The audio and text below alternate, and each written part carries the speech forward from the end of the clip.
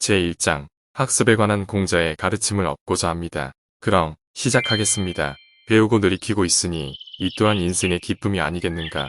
새로운 것을 배우고 배운 것을 내 삶에 반영하는 과정을 얘기합니다. 공자는 인생을 살아가면서 내 영혼을 떨리게 하는 것을 배우고 익히고 삶에 반영하는 실체 학문을 공부하는 것을 가장 우선순위에 두고 살았습니다.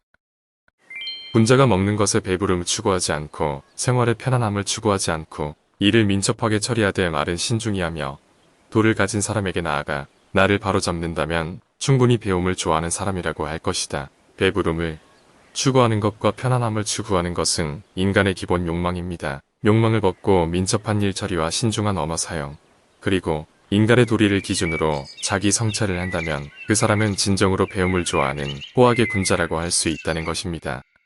날마다 내가 무엇을 잃었는지를 알고 달마다 내가 닦은 능력을 잊지 않는다면 배움을 좋아하는 사람이라고 할 수 있다.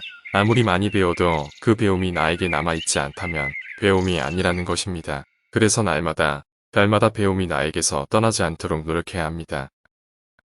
옛사람들의 학습은 자신을 위한 학습이었다며 요즘 사람들의 학습은 남에게 보여주기 위한 학습이다. 나 자신을 성찰하고 내 삶을 기획하고 내 삶을 해석하기 위한 배움이 나를 위한 배움입니다. 위인지학은 남에게 보여주기 위한 배움입니다. 배움을 통해 타인의 인정을 받기를 바라는 것입니다. 공자는 옛사람들의 위기지학에 대비하여 당시 사람들이 위인지학에 몰두하는 것을 애석하게 생각하고 있습니다. 위기지학 방식에 남에게 보여주기 위한 배움이 아닌 나를 위한 배움을 실행하라.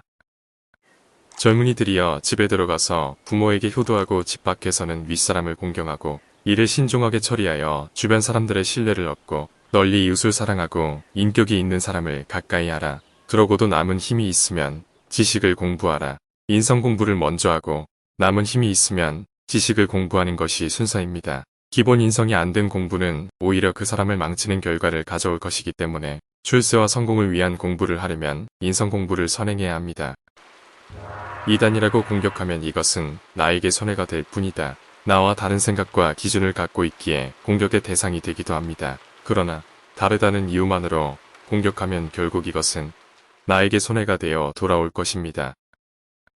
배우면 그 배움에 도달하지 못한 듯하고 오히려 알고 있는 것도 잃지 않을까 걱정하라. 배움은 지식의 축적이 아니라 그 배움을 어떻게 내 삶에 반영하며 살 것인가에 대한 심각한 질문이 배움 뒤에 따라야 합니다. 하나를 배워도 자신의 삶에 반영시켜 삶의 질을 변화시키고 수준을 높인다면 이것이 진짜 배움입니다.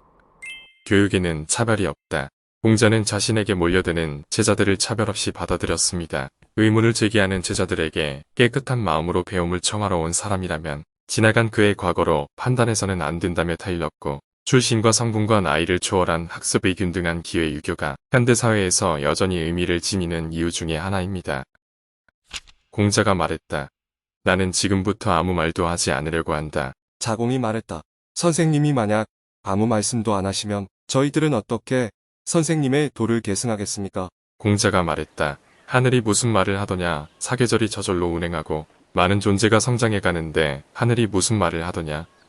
노자는 말하지 않는 가르침을 불언지교라고 정의합니다. 말로 상대방을 설득하려 하지 말고 말 없는 가르침을 통해 상대방의 마음을 움직이라는 것입니다. 인간은 말로 설득될 수 있는 존재가 아니며 스스로 자신을 설득할 때 비로소 진정한 배움을 이룰 수 있다는 뜻입니다. 과거를 공부하여 미래를 대안을 찾는 사람이라면 스승이라고 할 만하다. 지식은 그저 눈으로 읽고 스쳐 지나가는 것이 아니라 배우고 묻고 생각하고 판단하고 실천하는 과정을 통해 더욱 따뜻해지고 성숙해집니다. 그런 과정을 통해 비로소 새로운 미래 창조의 단서를 찾을 수 있을 것입니다. 내가 종일토록 먹지도 않고 밤새도록 잠도 안 자고 생각에 빠져보았으나 아무런 소득이 없었다. 배우는 것만 못하다. 불교학습의 두 방편은 경전 공부와 사색 공부입니다. 사색 없는 학은 지식 공부일 뿐이고 배움 없는 사색은 독단의 위험이 있다고 경고하고 있습니다. 그래도 더욱 위험한 건 배움 없는 사색입니다.